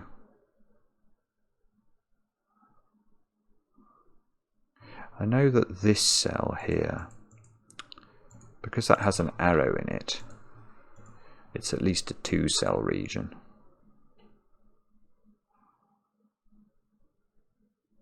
Ah, oh, of course. Right, that's absolutely sick. Okay, one of the sort of lemmas that we've established when we've been doing this puzzle is that where a region, where an omino has an arrow in it, the whole of that region is not allowed to be on the loop. Well, how could, if this square was not in green, there's no region I could build that wouldn't be entirely on the loop. And that, remember, the problem with that is if this is entirely on the loop, it needs to be looking at a region that's the same size as itself. And it can't do that because of the Philomeno rule. Therefore, that's green. That's beautiful. And therefore, that's grey. Yeah, that does follow, doesn't it? I was just checking that there wasn't some way this could also be grey. But this is a size 4 region, so that feels okay. So we can do this. Now, okay, well, now that's green, because this is at least a size 2 region, so this needs to be at least a size 3 region. We've still got to take a 4th cell here. If this was a 2, this would be a 1, and this would be a 3.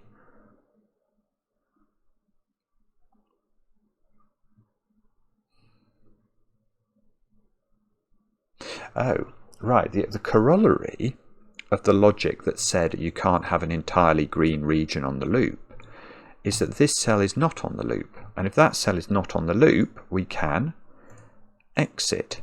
And if we can exit, we can create a circle here.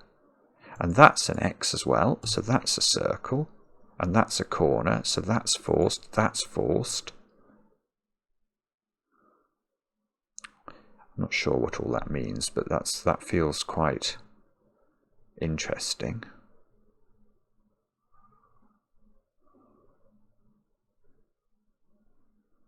I'm now seeing, I think this is a 1. My logic for that is if this is not a 1 size region, then it's not a 2 and it's not a 3, so it's at least a 4-cell region, which would encounter this cell which is on the loop and this cell which is on the loop, but that would be 2 different entries and exits into the region, so that's not going to work by the rules, which I'm slowly but surely getting the hang of. So this is ruled out.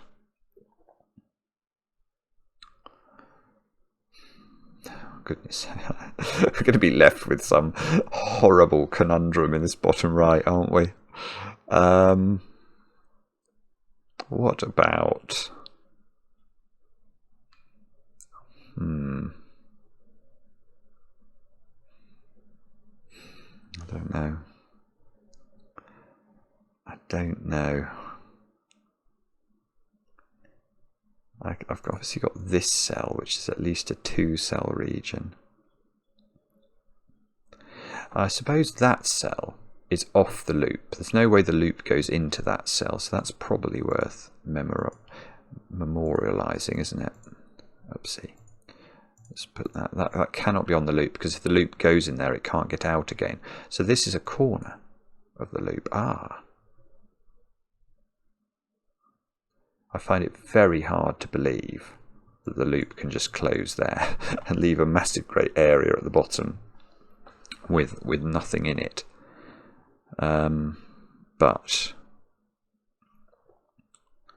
proving that is a different thing, isn't it?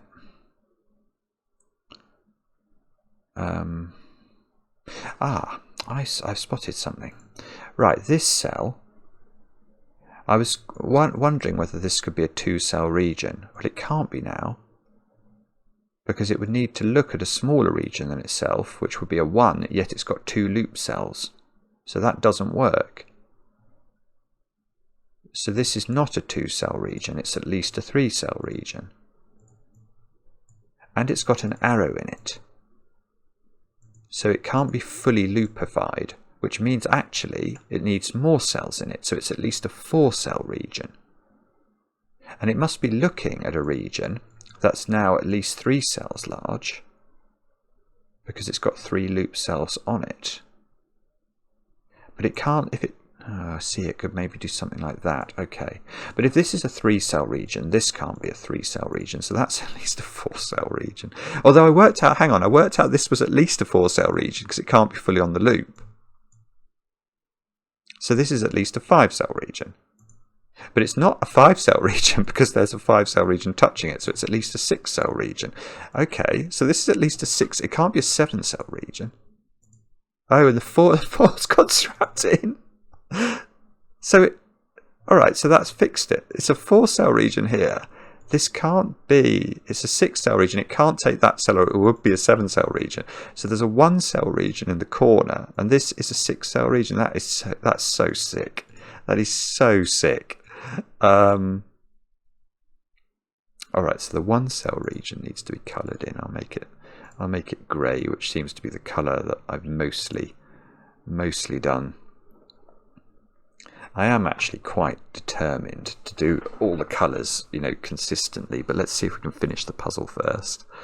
Right. Okay, so what's going on now? So this, right, so we can now get the size of this region, because we can work out how many, well, it's got 5 loop segments on it. So this is a size 5 region. Now, that's annoying, isn't it? So because we don't quite know. So it's a size 5 region. It needs to see at least a 3-cell region down here. See, if this grey region did go here, the way that this has to achieve its size 5liness is to take that cell, because the whole of this cannot be loops. So if this is grey, oh, see, and then we'd have 4 loop segments on here.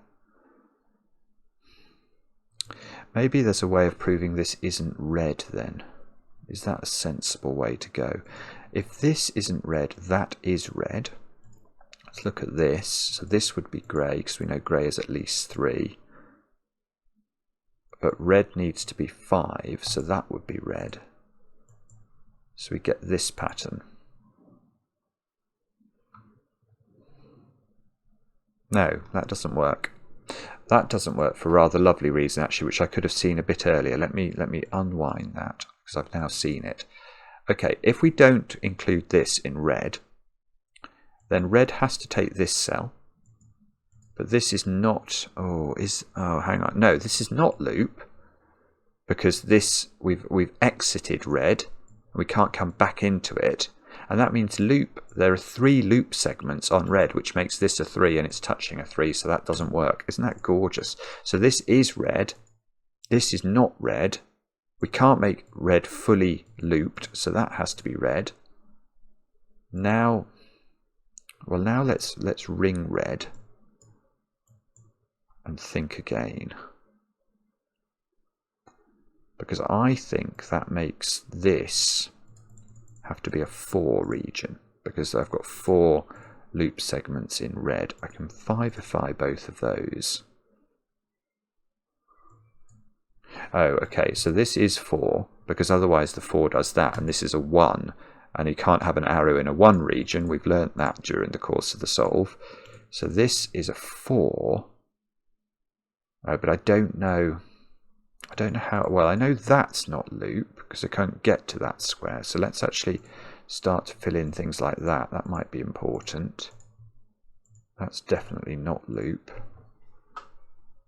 Okay, I can't have 3 loop segments in the grey 4, because this needs to not be.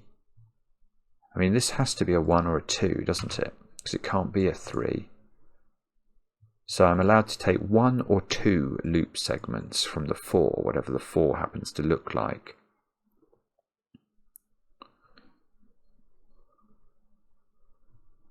Okay, but the loop can't close here, because the fact is, neither of these cells is in the 4, but I know the 4 is visited by the loop because this is a 1 or a 2. So that's quite cool, because that means I can turn the loop down and I can push that down as well. So now I know it closes. So then I've completed the loop. I know it closes because if it didn't close and it went like that, there's definitely 3 loop segments in the 4 region, and this should be a 3, which it can't be. So it's got to close. That's the loop finished. Right, so that's an X.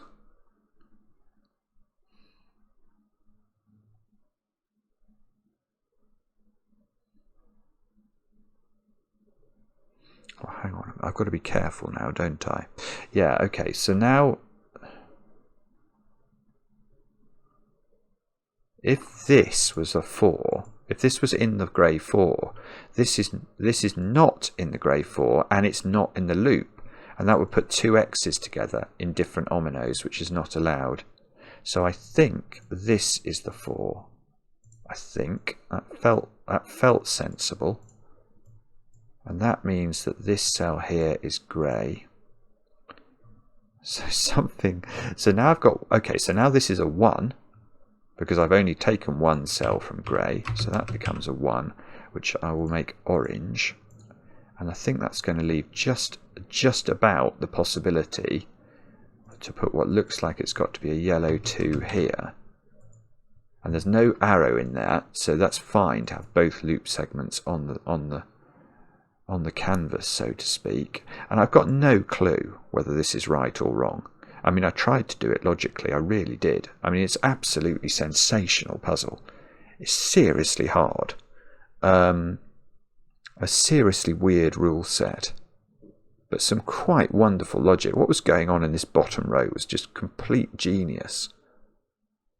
I don't think the machine is going to... I'll click tick, but I don't think the machine is going to... You solved the puzzle, the solution. How on earth does it know that?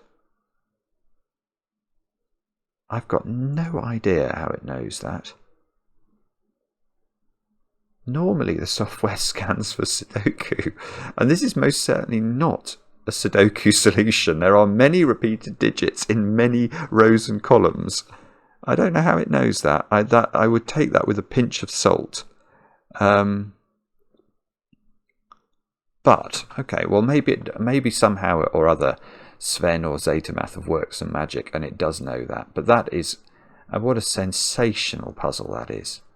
Denver, wow, and zetamath, take a bow. Quite magnificent. Oh, and what I haven't done, you know, which I should do, I do appreciate I should do, is to just take a moment to make everything the same colour. So we'll make all of those into blue. Every 2 should be a yellow. So the 7 needs a different colour, doesn't it? We'll make that light green for a moment.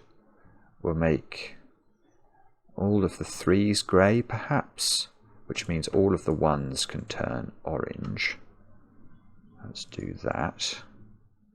The 3s, I said they're all turning grey, so all of those turn grey. So the 4s now are freed to be purple. Now, I've probably missed something here, though that 5 is sticking out like a sore thumb, isn't it? So is that right? Could be. I've made an effort. I hope that that's appreciated. I know if there's anyone watching this who suffers with OCD, they'll be infuriated if I've missed one. But anyway, 2 hours. Oh, that ticks us over for the 2-hour movie as well. So, fabulous. What a fabulous puzzle. and a very nice way for me to spend my Saturday with you. I hope you enjoyed it. I hope you had a go. Anyone who got through that, I think deserves to pat themselves on the back, because that's how I feel about having solved that. I did not find that easy at all. You have to be really on top of the rules, but we did get there.